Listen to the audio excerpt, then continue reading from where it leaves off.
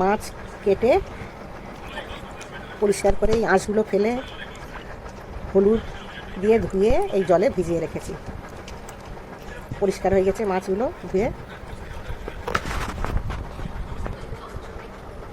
এই মাছ পরিষ্কার করে ধোয়া হয়ে গেছে। হলুদ দিয়ে ধুলে মাছে কোনো গন্ধ থাকবে না, যে এসে গন্ধ হয় ওই।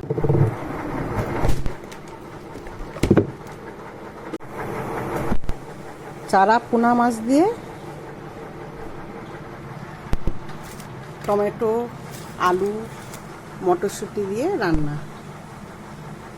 এই দুটো পেঁয়াজ বড় বড় কুড়ে নিয়েছি, কাঁচা লঙ্কা কাটা, মটরশুঁটি, আলু একটু মোটা মোটা করে কেটেছি, টমেটো,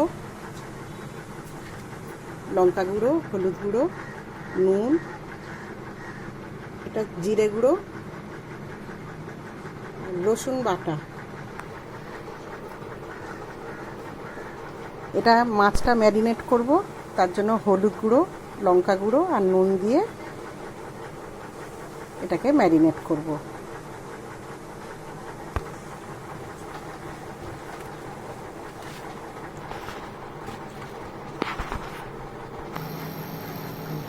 তেল দেবো 100 গ্রাম মতো তেল দেবো।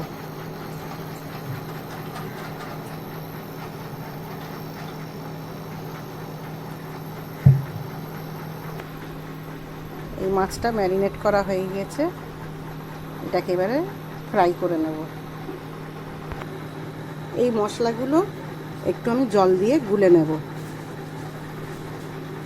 লঙ্কা গুঁড়ো, হলুদ গুঁড়ো, জিরে গুঁড়ো আর নুন, এইগুলো জল দিয়ে গুলে নিচ্ছি মশলাগুলো। এই মশলাটা গুলে নিয়েছি জল দিয়ে। তেল গরম হয়ে গেছে, এবারে মাছগুলো ভেজে নেবো হালকা করে।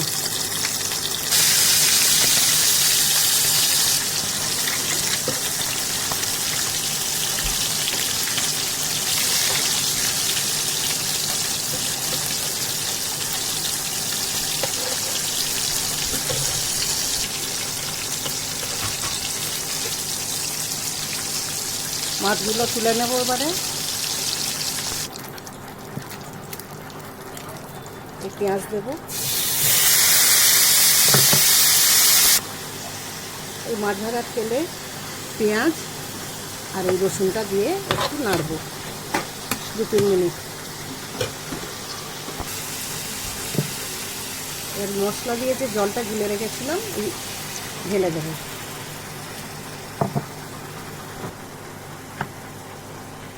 কাঁচা লঙ্কাটা দেবো, টমেটোটা দেবো,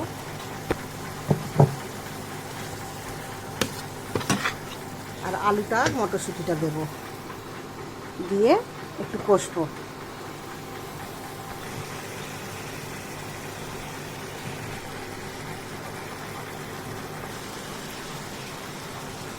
এবার ধনে পাতাটা দেবো।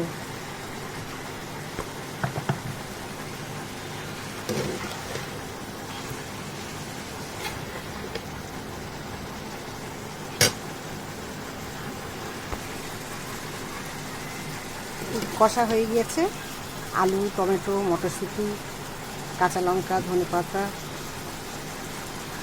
এবারে মাছটা দিয়ে একটু জল দিয়ে আর ফোটাতে দেবো। সবাই কে কোথা থেকে ভিডিওটা দেখছো একটু কমেন্ট করে জানিও। আর নতুন রান্নি যারা, তারাও এগুলো রান্না করতে পারবে, সেজন্য একটু শেয়ার করে দিও। এবার জল দেব। এটা একটু হালকা মশলার রান্না তো, ওই জন্য একটু বেশি করে জল দেব। এবারে মাছগুলো এতে দিয়ে আর একটু ভালো করে ফোটাতে দেব। এই মাছগুলো দিয়ে দিয়েছি, এবারে আলুটা নরম হওয়া পর্যন্ত এটা রান্না করব। এই মাছ রান্না হয়ে গেছে, কমপ্লিট।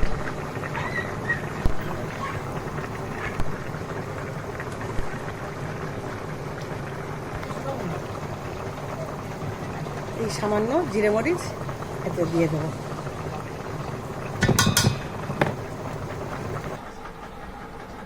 এই মাছ রান্না কমপ্লিট। মটরশুঁটি, টমেটো, চারা মাছ,